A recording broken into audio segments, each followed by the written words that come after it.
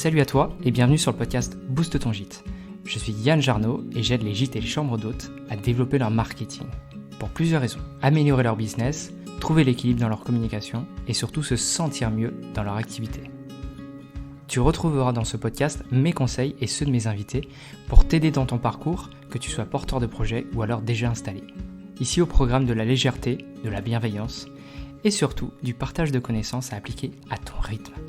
Aujourd'hui, je vais te parler d'un élément crucial pour les performances de ton site web, l'allègement des photos. C'est un aspect souvent négligé, mais qui peut avoir un énorme impact sur la réussite de ton site. Alors parlons des problèmes couramment rencontrés lorsque un propriétaire de site ne prend pas en compte l'allègement des photos. Quels sont les principaux soucis auxquels ils sont confrontés ? Eh bien, l'un des problèmes les plus courants, c'est le temps de chargement lent. Lorsque tu vas télécharger des images volumineuses sur ton site, eh bien en fait, ça va ralentir le temps de chargement de tes pages.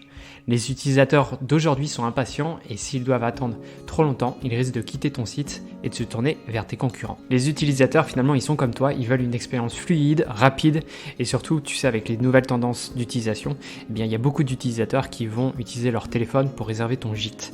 Donc, s'il n'y a pas beaucoup de réseau, eh bien, le site va être long à charger et si tu rajoutes ça dans la boucle des images qui sont lourdes, et bah du coup, t'as pas fini.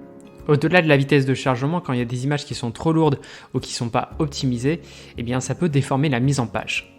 C'est un problème qui touche généralement les mobiles et donc du coup le responsive design, c'est-à-dire le design de la page adapté au support qui va lire le contenu, donc là le mobile. L'effet que ça va produire, c'est que ça va nuire à la crédibilité et à la confiance de tes utilisateurs. Au-delà de ton site internet, ça va impacter ta marque et donc ton hébergement.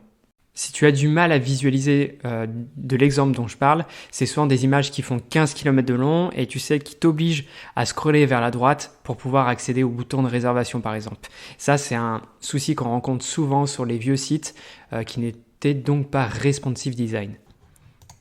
Et la gros warning pour toi, c'est un point majeur d'un sujet qui me passionne.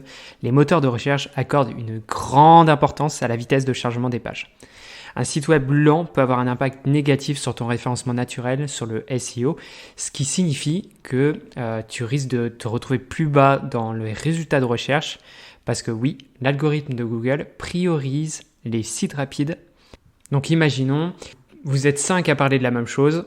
Tu as toi qui as un site tout récent avec les nouvelles normes, les nouveaux bons réflexes et donc une vitesse de chargement rapide.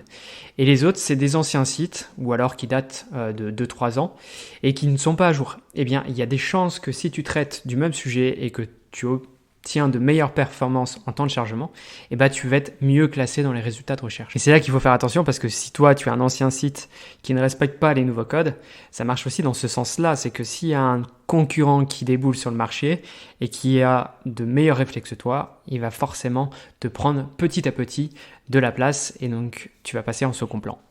En parlant de moteur de recherche, parlons du taux de rebond. Est-ce que l'allègement des photos peut aider à le réduire ? Eh bien absolument. Un temps de chargement lent et une expérience utilisateur médiocre, eh bien ça peut entraîner un taux de rebond élevé. Et les utilisateurs qui quittent rapidement un site sans interagir avec lui, eh bien ça envoie un signal négatif au moteur de recherche.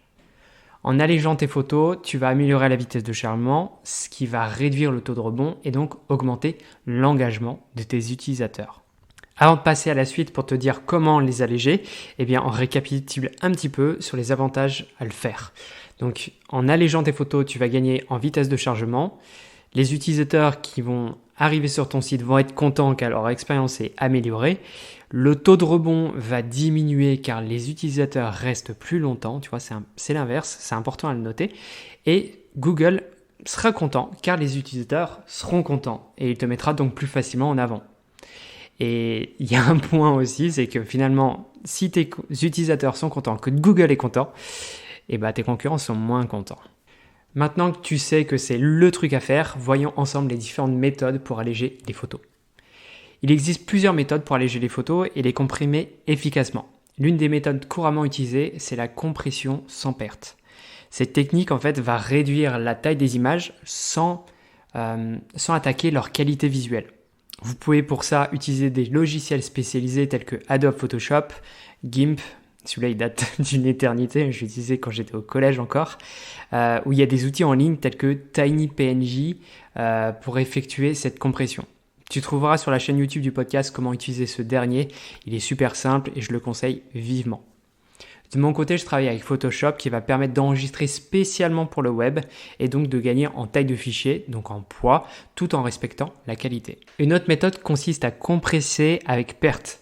Et pour ça, en fait, on va réduire davantage l'image, soit en taille, soit en poids, soit en détail. On va, sacrifier des petites parties de l'image. Donc cette méthode, elle est souvent utilisée lorsque la qualité de l'image n'est pas primordiale. Par exemple, pour les images de fond ou les miniatures, les bannières ou alors les vraiment tout petits éléments du site. Encore une fois, il existe des outils qui sont gratuits et qui sont disponibles en ligne pour faire ça. Je peux te citer compressor.io et JPEG Mini.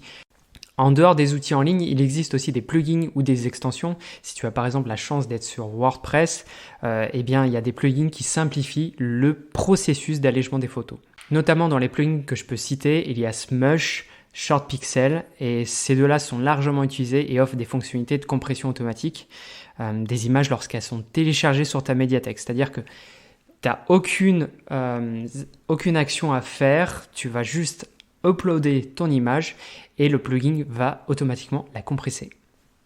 Le seul point négatif de cette solution, c'est que tu as le droit à un quota d'utilisation.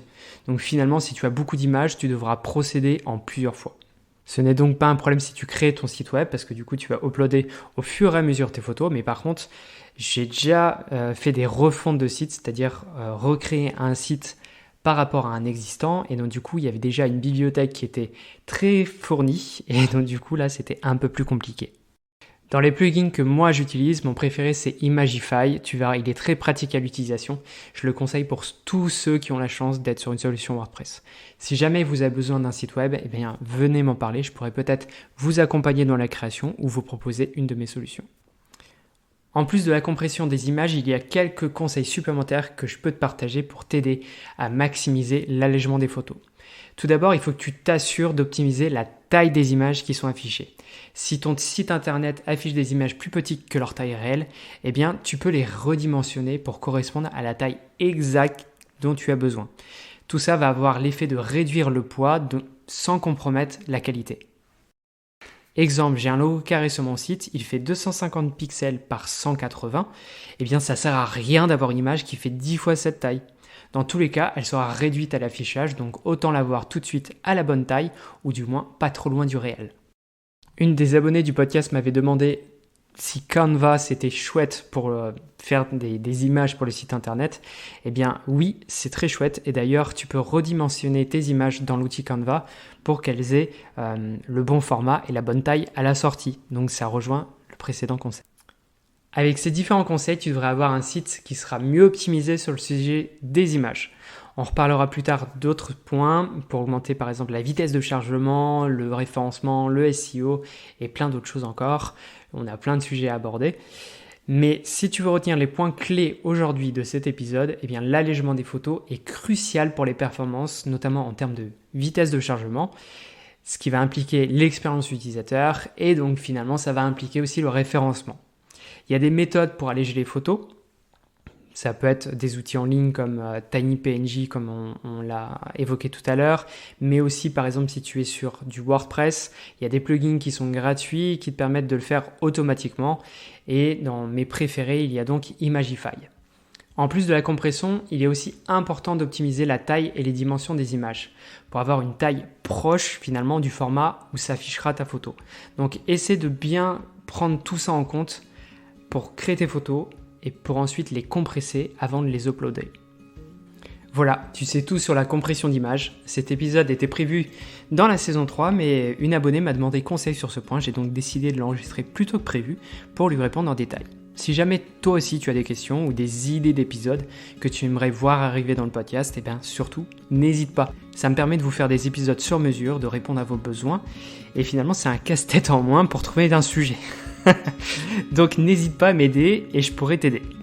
J'espère que cet épisode t'a plu et je te donne rendez-vous le 19 juin pour un épisode invité.